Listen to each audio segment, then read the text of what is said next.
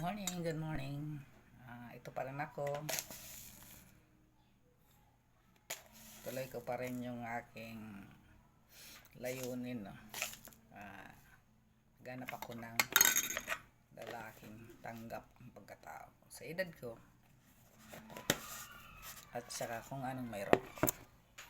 So, hindi ko na detalye kung anong naging experience ko sa pag-aasawa. Kasi, naging buhay ko na yun. So, nakaraan na yun. Tapos na yung mga kalbaryo ko sa pag-aasawa. So, gusto ko sana naman maranasan yung rerespetuhin ka at gagalangin ka ng lalaki. Yung minsan na gusto mo silang ituwid sa mga mali nila, hindi nila kayang tanggapin. Kaya naghahanap sila ng ibang babae, no? Na pasamantalang kaligayahan. So, pag nagsawa ulit sila at napuna ulit sila sa mga pagkakamali nila, tatalo na naman sa ibang mga babae. Doon ulit maghanap ng kaligayahan. So, yun nga nangyayari. No? Kaya maraming pamilya, maraming mag-asawa na madalas naghihiwalay. Kasi, ang lalaki, hindi nila tanggap. No? Hindi nila tanggap na punahin sila sa mga pagkakamali nila. So, ayaw ko lang kasi sa lahat. Ako, lalo na ako. Ayaw ko nang niloloko ng asawa. So, dapat maging alis ka. Maging masaya ka kung ano mayroon tayo. No? Mahirap man tayo o may pera man tayo o wala. Dapat maging focus ka doon. Maging masaya ka. Gumawa ka ng paraan para magkapera. At makakuha mo lahat ng gusto. Hindi yung maghahanap ka ng ibang babae para talunan mo ng problema mo, no? Para sabihin mo na maging masaya ka doon kasi siyempre bago, no? So, yun yung mali sa pag-aasawa. So, ako gusto kong mahanap yung lalaking may respeto, yung mayroon dito at mayroon dito. Bakit mayroon dito? Utak, paano mabuhay, paano dumiskarte. Kahit hindi ako naghanap ng yaman o mapirang lalaki, kailangan ko lang mayroon dito at saka dito. Kaya sinasabi ko, anong utak?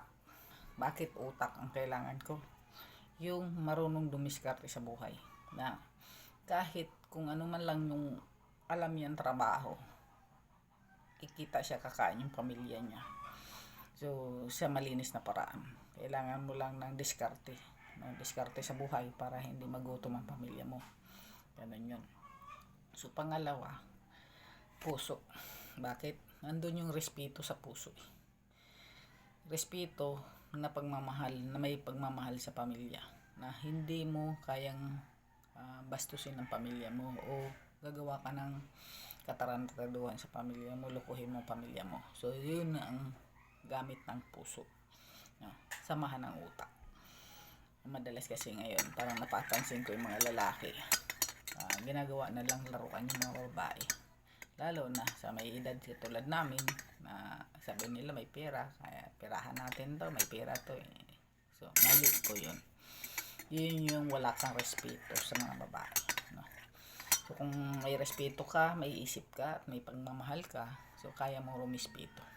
Yun yun. Yun yung hinahanap ko sa lalaki, yung kayang rumispeto. No? Hindi porke ginusto ka ng mga babae, ginusto kita as kung ano ka, may pera ka o wala. Dapat respetuhin mo kasi naligaw ka eh. Diba? Hindi naman ako sumama sa iyo para sabihin na hinain ko yung sarili ko, no? Kainin mo na para makuha ko yung gusto kong pera na sinasabi, no? So, hindi, naligaw ka eh. Pabalik-balik ka sa bahay ko, naliligaw ka sa bahay ko, di ba? So, dahil nga maganda naman ang hangarin mo at nakita ko naman na sa bagay, sabi nga ng mga matanda, ang tao, hindi mo makikilala pag hindi mo nakakasama sa loob ng bahay. Yun yung isang pagkakamali ko. Okay. Hindi ko naisip yung ganun. Ganun na nangyari. Diba? Kasal man ako sa papel. Sa papel lang. Wala ako asawa. Yeah. Kaya, marami naman hiwalay ng kasal. Kasal, nag-asawa uli. Maganda man ang buhay nila. Kasi nagkakaisa sila. alam nila bawat isa kung saan sila lulugar. Kaya nagkakasundo sila. Maraming hiwalay na nag-asawa ulit. Kasi nga, minsan nga, ako katulad sa akin, pag ako iniwan mo, hindi na kita babalikan. Bakit? Babalikan ko lang kung anong meron ugali ka. Kaya hindi na kita babalikan. Yun ang ugali ko. Pag iniwanan mo ako, naghanap ka na ng iba, hindi na kita babalikan. Kasi binalikan ko lang kung anong mayroon ka noon, nung tayo pa. So, hayaan na kita kung sino ang sasalo sa'yo na magtiis ng ugali mo. Diba? Kasi ako, pinagtiisan ko na yan. Mahabang panahon na rin ako nagtiis. No?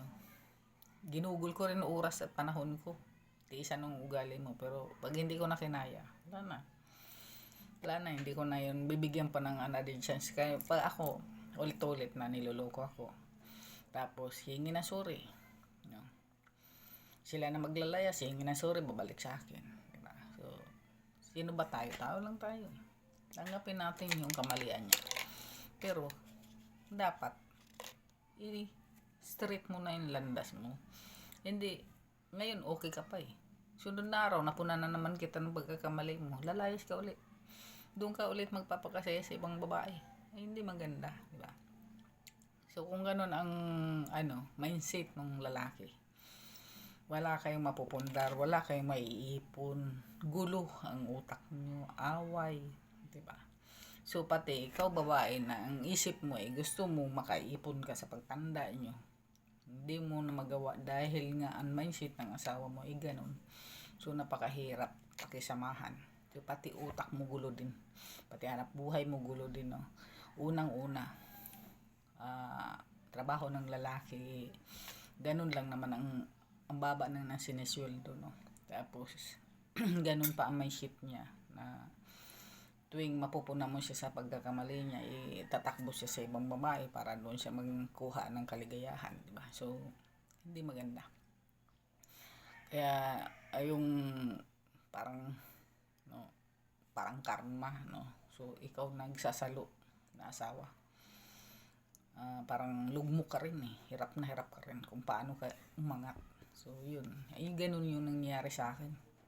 Yun yung pakiramdam ko habang ako niloloko ng kapartner ko. Ganun, hirap na hirap akong umangat. Kaya pag iniwanan ako or ayaw ko na, bumitaw na ako, hindi naman siya iniwanan, no? Ako kusang bumibitaw eh pag hindi ko na kaya. Bumibitaw na ako. Kasi hirap na eh. Hirap na pati puso at isip ko, hirap na pati katawan ko, hirap na. Kaya pag bumitaw na ako, hindi na ako babalik. Hindi na kita babalikan. Kasi para saan pa? Babalikan ko lang kung ano yung dating ugali mo nung iniwan kita. Diba? So, para saan pa yung pagbabalik mo? Kaya, no choice. Ako naghanap ako ng bago ngayon. Gusto ko yung may respetong lalaki. Yung may pusong magmamahal at may utak diskarte sa buhay, na hindi akong bubuhay kasi may edad na ako. Kasi parang minsan pag may edad nga, parang lalaki naghanap ng may edad, may pera para magpabuhay, no? So hindi ganun. Kung gusto mo makasama ako, kailangan mayroon ka rin dito. Diskarte natin paano tayo mabuhay, paano tayo makaipon, ganun. Antayin ko yung mga comment below, no? Makakadate ko. Yun. First date ko, birthday ko, January 21.